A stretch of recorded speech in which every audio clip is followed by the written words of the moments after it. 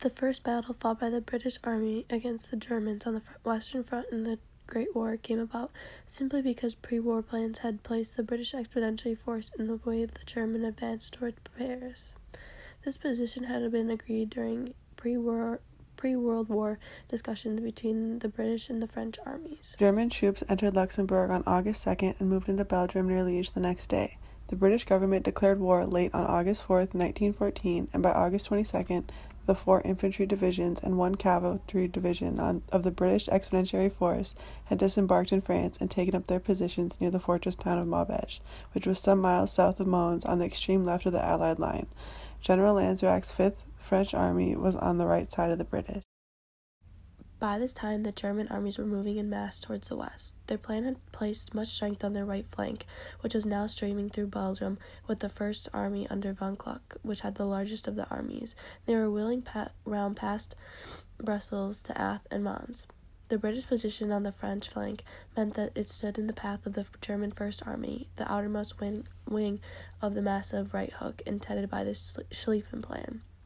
The British command quickly became convinced by cavalry reports, together with those by the aerial observations, that German troops were closing in on the Mons. Just before this, the Schlieffen Plan called for going through Belgium to get to France, and when the German First and Second Armies marched into Belgium, they met tougher fighting than expected.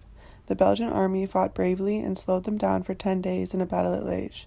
Then the British Expeditionary Force, which the Germans called a contemptible little army, slowed down the First Army at the Battle of Mons.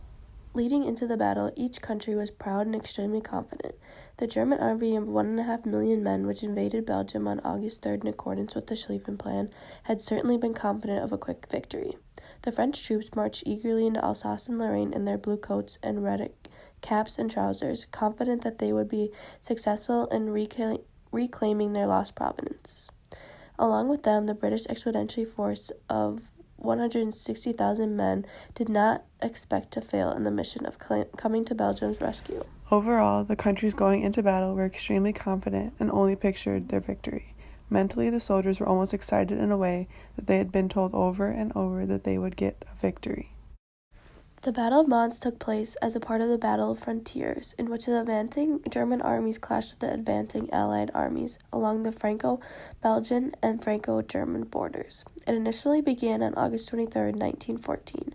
The Battle of Mons was fought at Mulhouse, Lorraine, the Ardennes, Charleroi, and Mons, which Mons was the center of Belgium. The British Expeditionary Force, under its Commander-in-Chief Sir John French, was moving forward cautiously from the Belgian coast.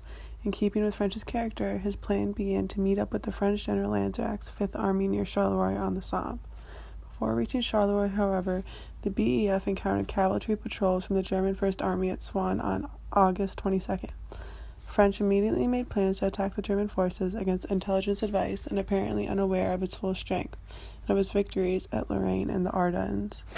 The French changed their tactic overnight. General Lanzerac ordered his 5 divisions to establish defensive position at the nearby Mons Canal trenches, but were surprised by meeting the General First Army with its commander, General von Kluck. Both French and British Expeditionary Force intended for a sizable buildup of German strength into Belgium. At the start of the battle, the British found themselves heavily outnumbered by their German opposition. 70,000 troops as opposed to 160,000 and 300 guns against 600 German guns. Despite such odds, Germany's von Kluck's offensive against General Smith-Doran, followed by a preliminary artillery barrage, began disastrously, the British riflemen exacting heavy losses from the advancing German infantry. Indeed, by mid-afternoon he had no progress to show for the offensive.